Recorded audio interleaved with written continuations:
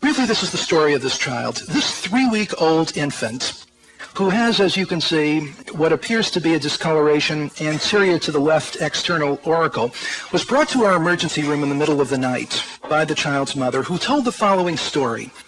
She said that approximately a half hour before, she and her husband were awakened by this baby's crying, and that it was her husband's turn to go into the next room and to give the baby a bottle and help the baby to go back to sleep.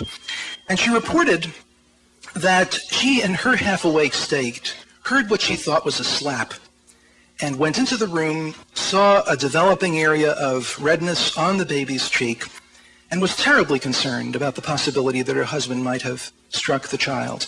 She brought the child promptly to the hospital emergency room, where happily the physical examination disclosed only an area of developing induration, and the child, who has this picture taken approximately 36 hours after, suggests was otherwise neurologically intact, and whose physical examination otherwise was benign.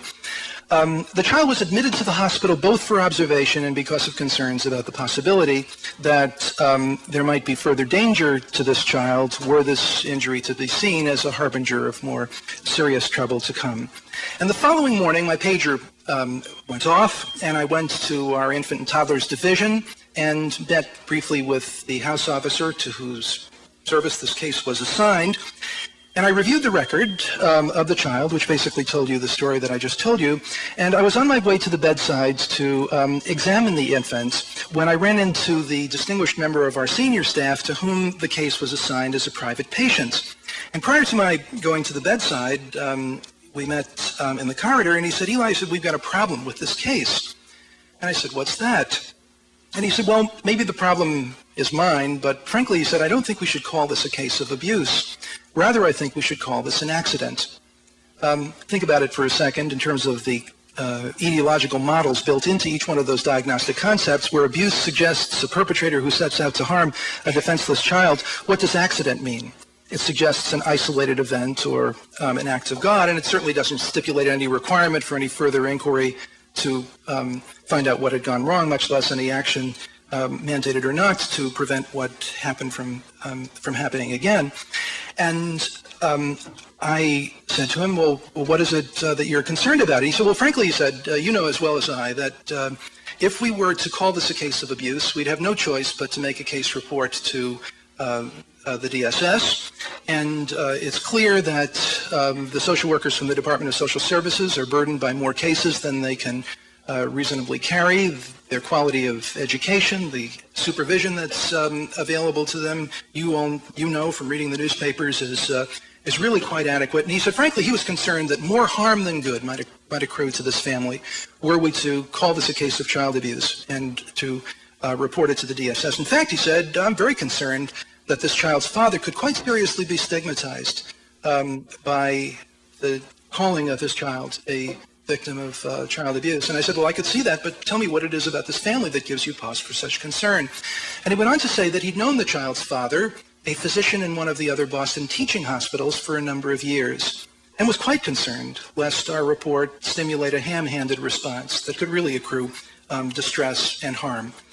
Well, as you can imagine, we had quite a little discussion up there in the corridor. I said that in my view, based on what we currently knew, and I just recently at that time brought out a study of re-injury rate and risk to abused children with various levels of intervention, that indeed in an infant 3 weeks of age, one really had to be concerned about the possibility of further and repeated injury. And indeed, this child was fortunate in that the impact, if the mother's story was correct, which created this bruise, had it been transmitted to a more vulnerable part of the infant's body, could conceivably have left this child with a more serious set of consequences. And I proposed to him that as well we would not only be doing no service to the child, but as well we had an obligation to protect the parent, his father, this man's colleague and friends, from the consequences of subsequent harm to the child which might accrue. And my colleague agreed with me that it would be well to ask for one of our social workers to interview the family. We're blessed at this hospital, incidentally, with 50 wonderful social workers. We have a social service department in this institution, unlike any other in the country. And our social workers who get involved in these cases, and it's mostly they who respond immediately to consultation requests and develop the base of family information on which wise judgments can be made. One of our social work staff was brought into the case. As is our practice, she interviewed the mother and the father separately, not least because in current practice we're concerned as well about women's victimization as part of the complex of family and social issues associated with abuse. And she came very shortly back to the house staff and to the ward team, including my colleague who was the attending for the child, and reported that so far as she was able to discern, this man associated the birth of this baby with a profound sense of his wife's abandoning her attentions to him, and really felt that he was quite consumed with angry feelings toward this child, and that it did indeed seem plausible that what the mother was concerned about had indeed happened, because his capacity to protect his child from some of these raging feelings appeared to be diminished. We then talked about the case, agreed that in this situation it was important to level with the family about our concerns, and in a professional and caring way to inform them of our concerns and of our obligation to make a case report to the Department of Social Services. This was done, and I'm happy to say that counseling interventions were arranged by the hospital. The DSS did a quite appropriate job of intervening in the case, and there were no subsequent injuries to the child. Why do I present this case to you first? It is principally to emphasize that child abuse, as we call it, occurs in homes like ours, as well as in families who are different from us.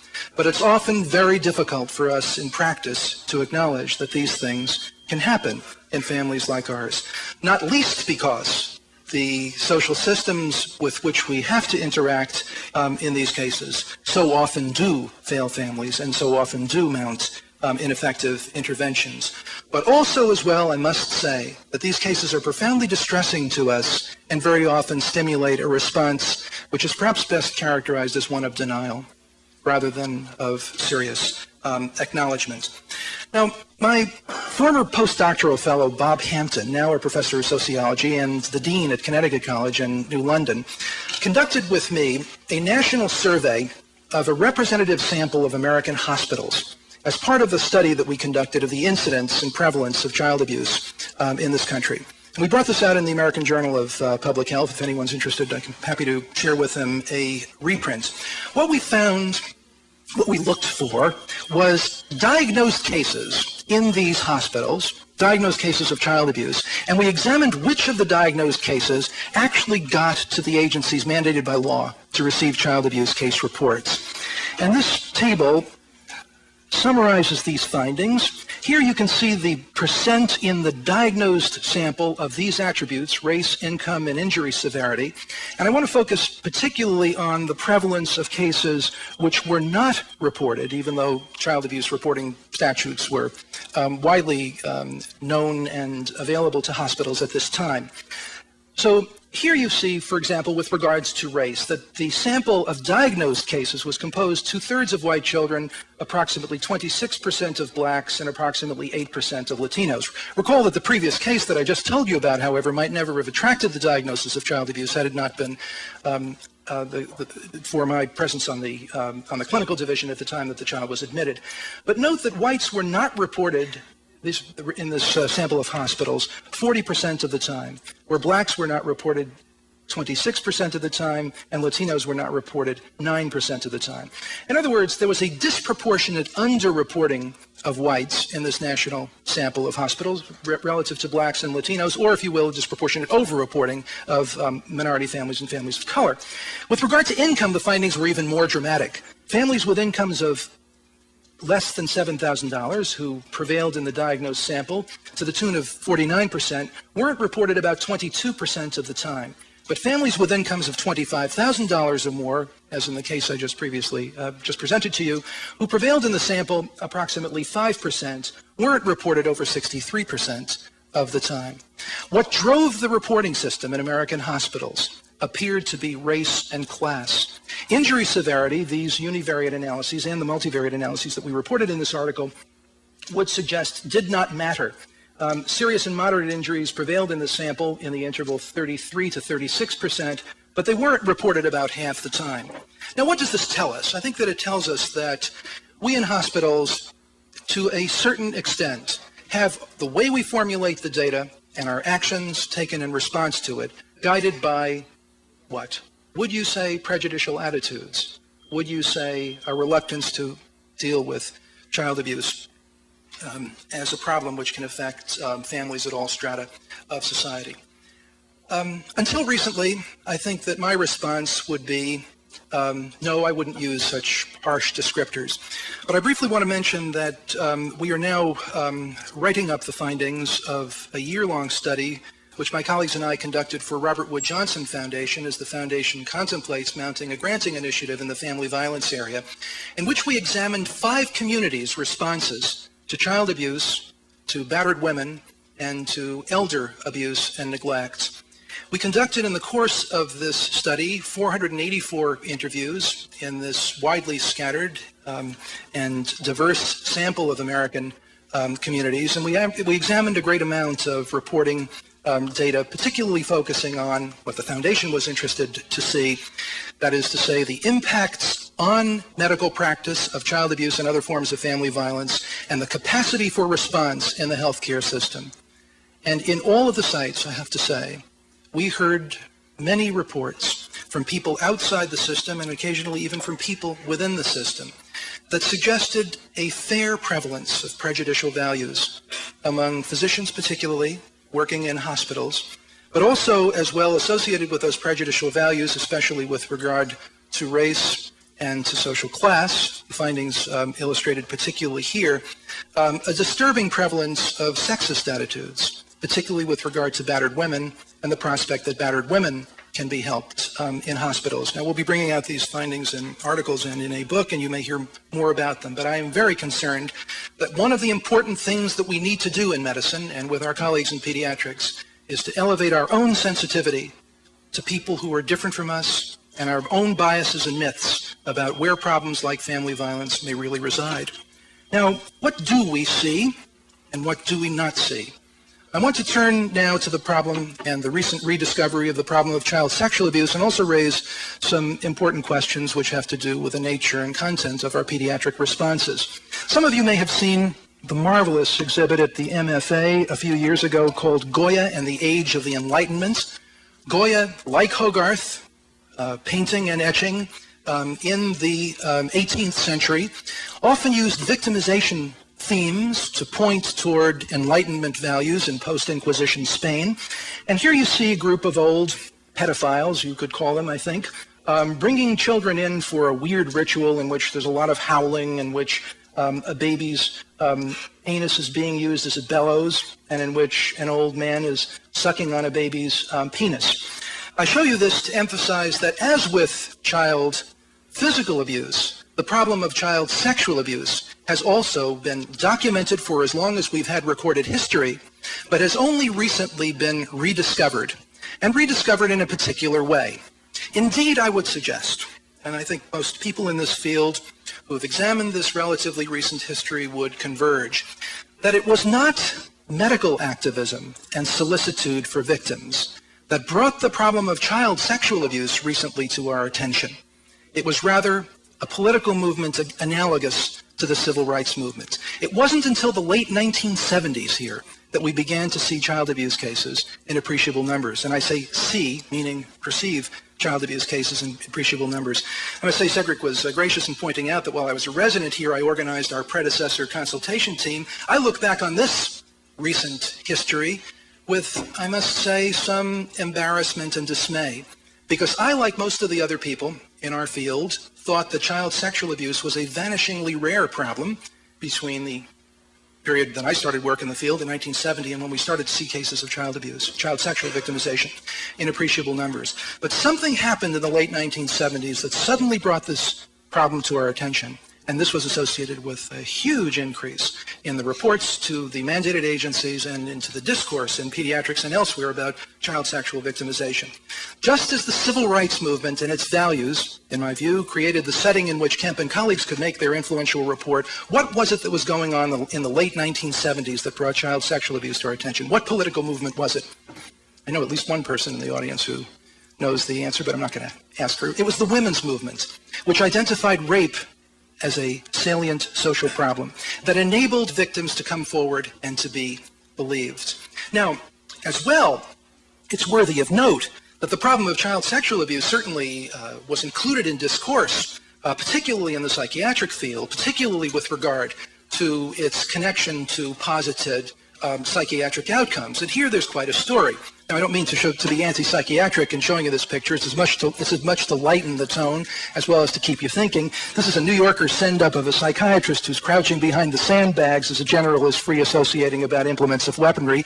I don't mean this as well to be a teaching or political artifact about the choices that we make between weaponry as opposed to nurturant human programs, although I guess you could tell from my own values as I talk that this could conceivably be something of interest to me.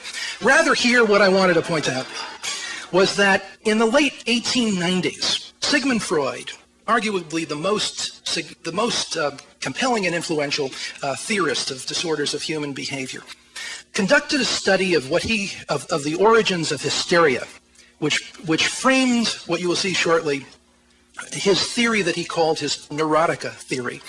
And Freud found, as he interviewed adult women in turn of the century Vienna, that a great number of them reported situations of sexual victimization in their childhoods. Freud assembled the symptoms that he saw in these women's adult lives with this history that he learned of into a causal theory, and he presented this theory to the Viennese Neurological Society in the late 1890s.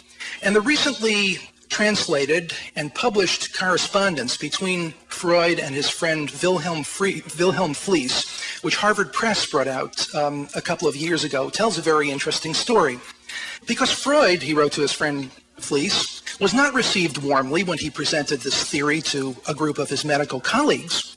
Rather, he reported, the distinguished neurologist, I keep using that word distinguished, I think it's because David Nathan is in the front row and I'm just so awed by his presence at my lecture.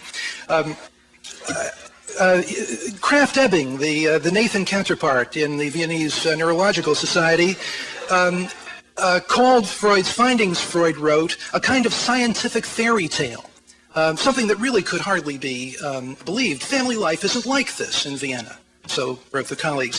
And Freud found himself, he wrote, isolated and ostracized, indeed in some economic penury. And here's a couple of snippets from the correspondence. Dear Wilhelm, here I am again, arrived yesterday morning, refreshed, cheerful, impoverished, at present without work, and having settled in again, I'm writing to you first. And now I want to confide in you immediately the great secret of something that in the past few months has gradually dawned on me.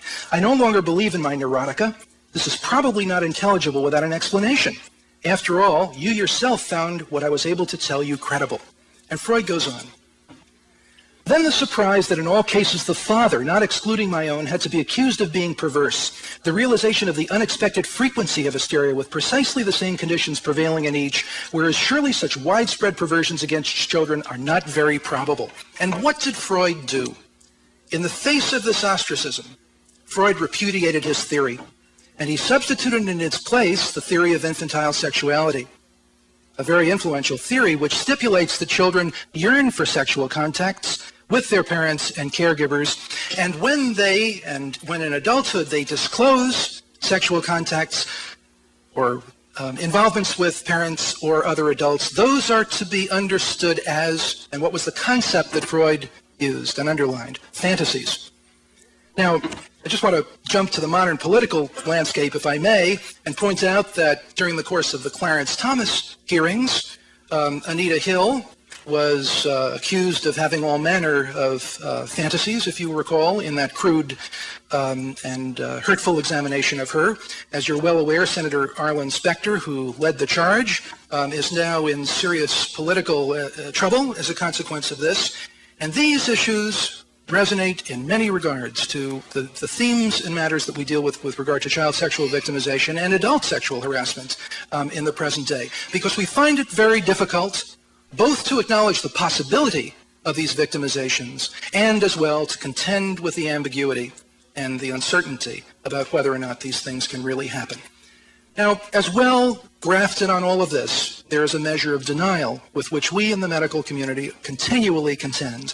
And I want to turn now to an issue which to me is very important in this field, because I've talked a little bit about what we don't see and what we can't see and giving you some of my speculation about why that may be.